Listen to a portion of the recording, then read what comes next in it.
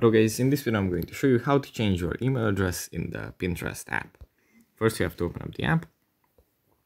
Here it opens up in the home menu where you have some ideas. From here we just go into the account menu in the bottom right corner. Then we tap on account management and then we tap on email. And here we can just change our email address by deleting this and then typing in the new one. And that's